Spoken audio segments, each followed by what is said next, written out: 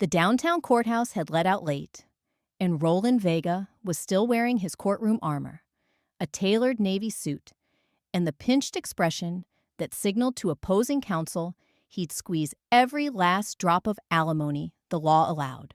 The elevator doors slid open to reveal the lobby cafe, an island of foam-topped lattes amid marble floors. He stalked toward the counter, thumbing a terse email to a client whose marriage had lasted 11 dramatic months. His ancient phone buzzed and hiccuped. The cracked screen considered collapsing every time he typed. Good, he thought. The machine's cynicism matched his own. Across the cafe, Isla Penn sketched a cake in a spiral notebook while sipping a matcha that matched the streak of green in her hair. She was the city's go-to wedding planner for couples who wanted chandeliers strung from oak limbs and vows whispered under lanterns. Her phone chimed, dousing the cafe with a melody of tiny bells. Another bride, another gush of excitement. Isla grinned, typed a heart emoji, and shoved the phone beside her compostable to-go box.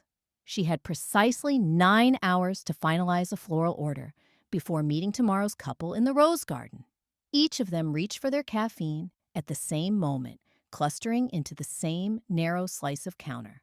Roland's expression said, "Step aside." Isla's said, "There's room for everyone." They performed the clumsy choreography of two strangers trying not to spill. An overworked barista shouted a name that sounded like Rolla, which Roland misheard as Roland. He scooped the phone the barista placed on the counter, a newer model meant for digital receipts, and tucked it into his briefcase, believing it was his. Isla, distracted by a text with 17 exclamation points, grabbed the battered device his hand had abandoned. Only when Roland sat in the back of a town car did he notice the phone's cheerful wallpaper. 2 golden retrievers in flower crowns. His lock screen normally displayed a signed divorce decree. This was emphatically not his. A notification lit up with confetti animation. Maya and Justin's tasting menu confirmed. Yes! Roland frowned. There were also color-coded reminders titled Reasons Love Wins. He poked one open out of professional curiosity. A list unfurled. 1. They laugh in elevators. 2. He rubs her back when she's anxious. 3. Both cried at the same commercial. Roland snorted. He had deposed husbands for less. Miles away, Isla waited on the subway, idly scrolling what she assumed was her phone. She found instead an inbox named Dissolution Master Docs. The email subjects read like tombstones. Petition, irreconcilable differences. Asset division, contested. Custody strategy. Her shoulders tightened. Then she noticed the drafts. Unsent notes, apparently written to no one. Love is a contract dressed up in lace. Statistically, somebody always leaves. Stop pretending exceptions exist. She felt as though a rain cloud had settled above the platform. Whoever owned this phone kept lists of grievances the way her couples kept song requests.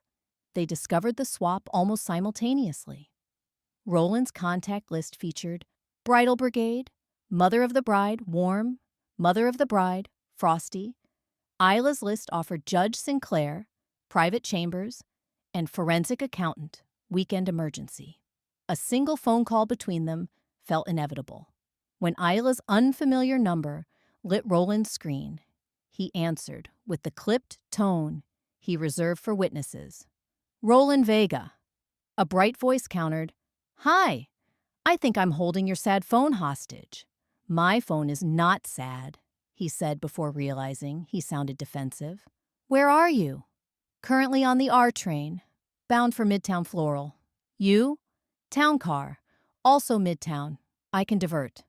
She suggested meeting at Bryant Park, neutral territory, midway between divorces and proposals. Roland agreed, hung up, and told the driver to change course.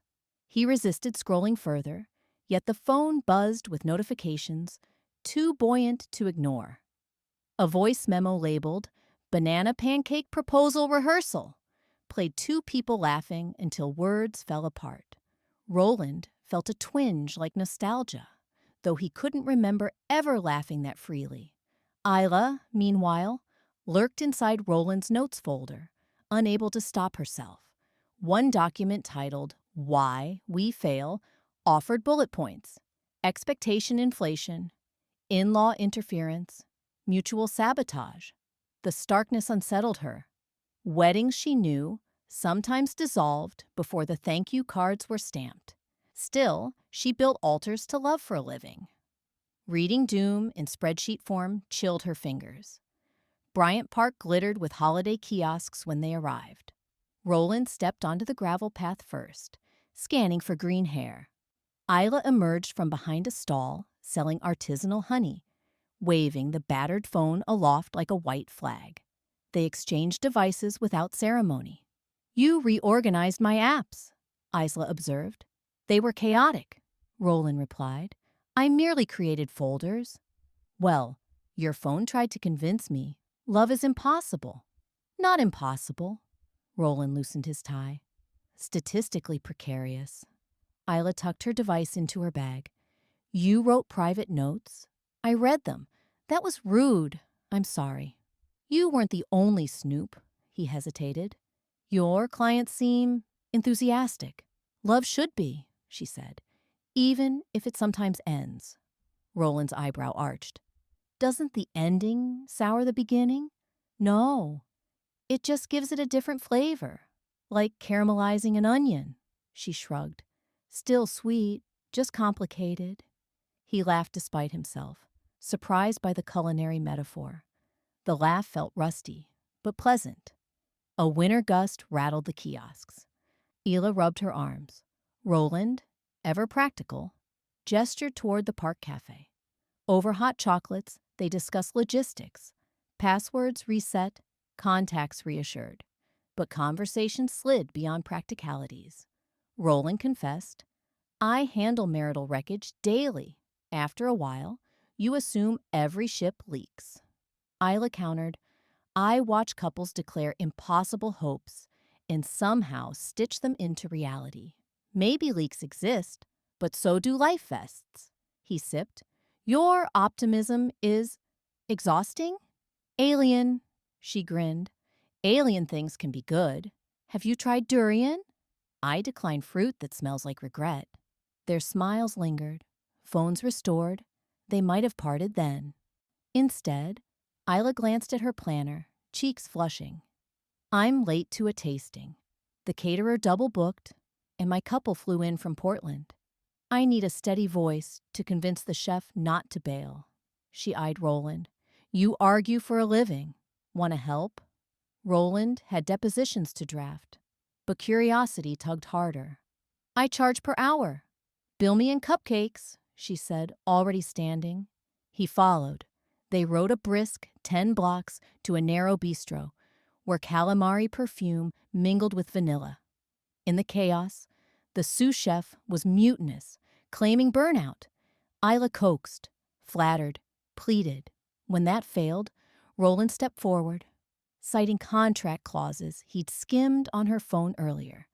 He threatened penalties so persuasively the chef produced samples within minutes. Isla watched, admiration flickering. The couple, Maya and Justin, arrived flustered but left glowing, bellies full of saffron risotto. As they exited, Maya squeezed Isla's hands. "We knew you were magic," she said, then turned to Roland. "And you must be the fiancé's brother? You have the same sharp chin." Roland nearly corrected her, but Isla beamed. "Yes, isn't the resemblance uncanny?" She winked at him after the couple disappeared. Felt easier than explaining why a divorce lawyer saved their tasting. He chuckled. They walked outside into strings of winter lights. Roland checked his watch. "I should return to my cynicism." "Of course," she said lightly, but he sensed disappointment. Before separating, he added, "Send me those cupcakes invoices." "Consider them pro bono," she replied. Then softer, "Hey, if you ever want to see the hopeful side of contracts, come by a rehearsal dinner. Low stakes, high champagne." He filed away the notion as one might store a postcard from a place you're not sure you'll visit. That night, Roland lay awake, reading a text thread accidentally synced to his email earlier. A bride comforting her groom after his father's stroke. They spoke of rearranging seating charts so the hospital bed could be wheeled into the chapel. "I'd marry you beside any machine," the groom wrote. Roland stared. His chest felt tight, like emotion wearing an unfamiliar suit. Isla, meanwhile, browsed the archived drafts she'd copied from his phone for self-education. She startled at a hidden folder named Unsent Letters. One opened, "To the woman who thought forever meant forever," followed by rows of apology. The date aligned with his own divorce, 3 years prior. She closed the file, heart aching for a man who masked grief with polished sarcasm. Days passed. They texted sporadically, a joke about onion metaphors, a photo of a cake shaped like a terrier. Then Isla's schedule imploded. A January blizzard threatened the outdoor ceremony of Charlotte and Devon, a pair who'd chosen winter for the cozy factor. Isla had a heated tent on hold, but city permits stalled. She remembered Roland's contact, Judge Sinclair, private chambers. She texted, "Favor, need a judicial nudge for a tent permit. Involves love, not divorce." Roland responded 2 minutes later. "Address?" Within hours, Judge Sinclair signed an emergency clearance, charmed by Roland's rare plea for union. The tent went up. The wedding glowed with lanterns suspended like captive moons. Snow fluttered romantically, rather than catastrophically. Roland arrived uninvited, coat dusted with flurries, to see the handiwork his signature had enabled. Isla spotted him near the heaters. "You came!" "Wanted to verify my permit wasn't used for contraband." They shared hot cider while vows floated through the tent. During the first dance, Charlotte's grandfather wheeled onto the floor, oxygen tank in tow, insisting on a turn with the bride. Tears jeweled half the attendees. Roland's throat tightened. "They're already drafting obituary speeches," he muttered, a reflex of cynicism. Isla nudged him. "Maybe, and maybe that dance will anchor her memories forever." In the hush that followed, Roland realized he had no such anchor, only signatures on dissolutions. The revelation frightened him more than he expected. Weeks slipped into early spring. Their interactions became ritual. She texted crises. He offered legal or logistical artillery. He began carrying 2 phones. His in a second line she could call anytime. He pretended this was efficiency. Sinclair called it Roland's Meet Cute Hotline. One Friday, Isla invited him to parallel park a stubborn food truck into a botanical garden before the rehearsal buffet. After guiding the driver, Roland found himself folding napkins into lotus shapes under Isla's instruction. "People remember small touches," she said, demonstrating. Under fairy lights, his hands, usually tense around fountain pens, relaxed into origami. "What do people remember about divorce?" she asked gently. "Who kept the dog?" he answered. "Who changed the locks?" She placed a finished napkin on his palm. Maybe help them remember something else. He didn't reply, but the idea accompanied him when he returned to his office, an alcove of leather chairs and bleak contracts. He stared at the framed newspaper article celebrating his record settlement. Suddenly, the accolade felt like a trophy for extinguishing flames. That evening, he drafted a new unsent note, possibility. Offer mediation focusing on shared memories, not assets. Explore less adversarial practice. He saved it, surprised. 3 months after the phone swap, Isla's biggest event approached, a 300-guest vineyard wedding where drones would drop blossoms. 2 days prior, the vineyard declared bankruptcy. Deposits frozen. Security threatened to halt entry. Isla phoned Roland in tears. "It's over. I failed them." He was already in his car. At the vineyard, He negotiated with creditors, brandishing legal vernacular like a knight's shield. He arranged a temporary license, allowing the couple access for 48 hours in exchange for escrowed bar revenue. When the bride arrived, crisis averted, she sobbed into Isla's arms. Roland hovered, uncharacteristically shy. After guests departed, twinkle lights still glowing, Isla and Roland wandered between barrels. She stopped beside a trellis blooming with night jasmine. "I can't pay you in cupcakes anymore," she whispered. "Then don't," he replied. He touched her hand. Tiny residue of flour from an earlier cake test dusted her knuckle. He brushed it away with his thumb. She leaned into the space between them, a pause like the held breath before, "I do." But Roland pulled back, voice rough. "I'm not built for forever." She exhaled, a small sad sound. "Neither is anybody. That's why it's extraordinary when we try." Silence stretched, fragrant with jasmine and uncertainty. He left with moonlight on his shoulders, pocket heavier than any retainer he'd accepted. Spring matured into summer. Their messages cooled, then stilled. Roland buried himself in work, yet he found himself recommending collaborative divorce teams. Less scorched earth than before. He suggested parenting workshops, not just custody schedules.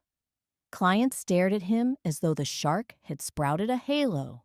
One humid afternoon, his secretary announced, "Ms. Penn, on line 2. Heart-thumping, Roland answered. Isla's voice was steady. "I wouldn't call, but I found something that belongs to you." His confusion must have been audible, because she added, "A letter you wrote but never mailed." He closed his eyes. "Where are you?" 11th and Olive, empty banquet hall. She hung up. Roland arrived to find the hall dressed for a wedding that wasn't happening. Rows of chairs, an aisle of petals, but no guests. On the altar stood a single envelope addressed in his handwriting to "The woman I haven't met yet. Open when you doubt." He had written it during law school, on a dare with himself, then forgotten. Isla must have discovered it tucked behind those unsent apologies. He picked it up, unsealed. "I believe in marriage enough to dismantle the broken ones. Someday I'll find a reason to build, not demolish." The rest was youthful sincerity he barely recognized. Isla stepped from behind a column.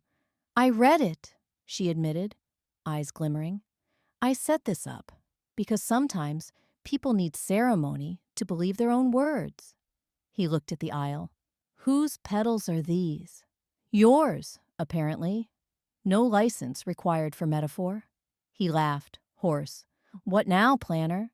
She approached until their shadows merged on the white runner. "We start small.